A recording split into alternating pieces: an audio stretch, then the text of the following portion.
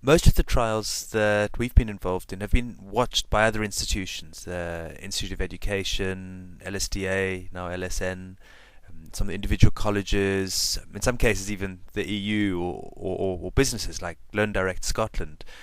And I find the best way of answering the question is to look through their summaries, look through the information that they've summarized and just bring it back and distill out some key messages. Some of the themes that come back again and again are about increased concentration. A typical quote will be a tutor saying, "Normally I couldn't get my learners to engage with one activity for more than 5 minutes, and now I've got to force them to stop after 2 hours." That kind of idea, significant shifts in increases in concentration. Or another common comment is about the learning being self-paced, or about the tutor being able to mix it into another scenario. So the learners that are going roaring ahead, they get given the PDA to work with when they've completed their class activities, or learners who are falling behind might have some targeted activities or things to practice on in mobile learning, and to add that to the work they're doing. This mix of learning styles idea is a fairly common thread. A lot of tutors are finding it quite a useful contribution. Another quote that comes back quite often is around learners repeating a quiz or a worksheet again and again till they get it 100% right, which is something that they never ever did when it was papered worksheets or when it was other group activities. But by doing it themselves and trying, they really wanted to get everyone right, and they did the same 10-question quiz 10 times till they were all correct. This sort of motivation is a strong strand. Not just a motivation for the content, but often a motivation around learning to use the IT. And we surprised ourselves by finding that a lot of our potential learners that we were looking at weren't particularly strong users of IT. They weren't comfortable with word processors. They weren't comfortable with the web browsing. But they were quite happy to spend the time learning to use a Pocket PC, because this was something that was new to them, but it wasn't that they didn't feel excluded by not knowing about it. And having completed some of the mobile learning activities or the trials, they then asked to have some training in using the web, or in using word processors, or using more standard ICT. And this was a fairly common thread pulled out on several of the different research reports. Another, I guess, is around the learning being owned, the learner owning their own learning. It was being more individual or more personal, sometimes more private. We had big successes working with teenage girls who were learning about some sexual health, teenage pregnant mums, I should have said, who had issues around sexual health or healthy eating for the babies. And I think, as far as we could understand, they didn't want to admit to their peers that they didn't know these things, but were actually quite motivated to learn about them. And we lent them Pocket PCs, mobile devices with learning materials on them, and these were warmly received, very popular. Learners spent a lot of time working through them. And the last thread I want to look at is trust. In many of our trials, the learners were excluded learners, and we were unable to get any insurance for any of the devices that we used. The colleges were worried about them coming back, and in almost all cases, all of the devices came back fine. And this is true in all the different trials we've tried in a variety of different places. The loss percentage that we had is half that of what you get with library books. It really was a lot lower than everybody was expecting. And it seems like one of the strongest reasons for this was the learners being trusted with devices, with gadgets, with things that were expensive and precious, where I suppose typically they hadn't been trusted with that kind of thing.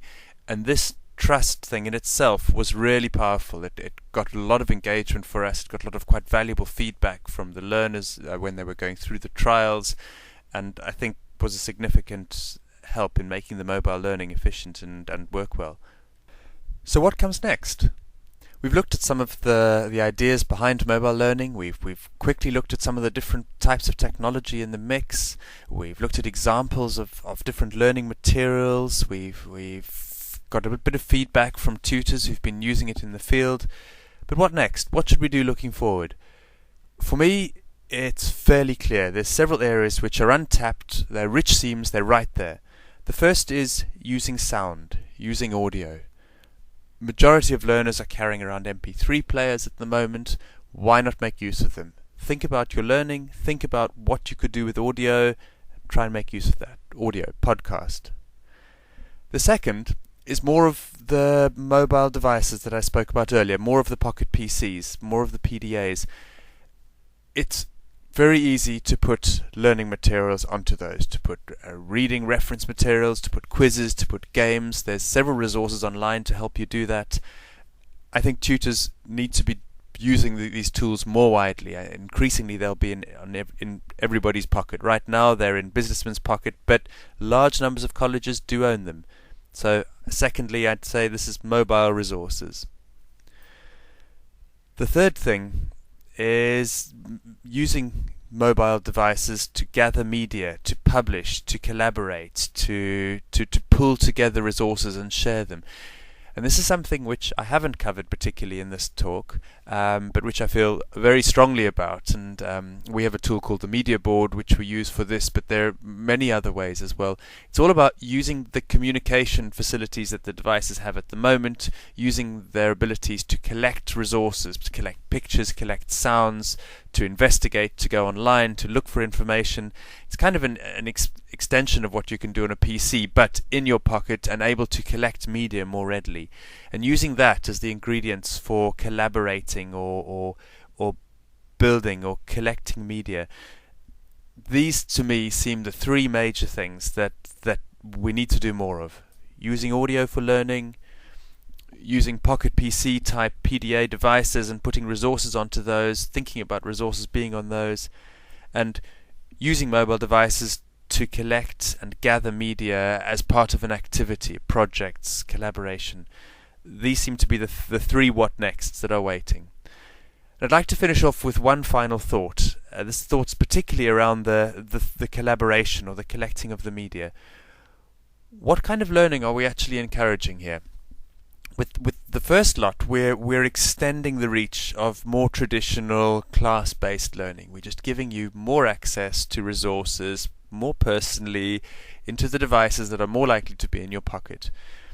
That's kind of safe learning. It's extending the learning from its existing metaphor. But what about the disruptive learning? What about the troublesome learners? What about the phones that go off during your lectures, or learners texting each other during exams?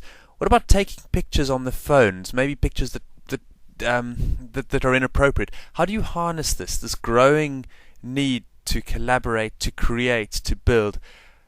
I think the real leap forward is around this more disruptive learning. It's empowering the learners and giving them tools to create their own projects, to create their own multimedia presentations on their phones.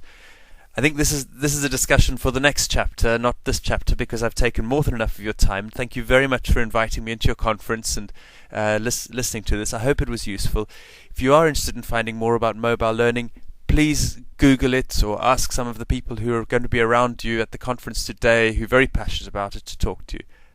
Thank you very much for your time, and thank you for listening to me. I hope you enjoy the rest of your conference. Bye.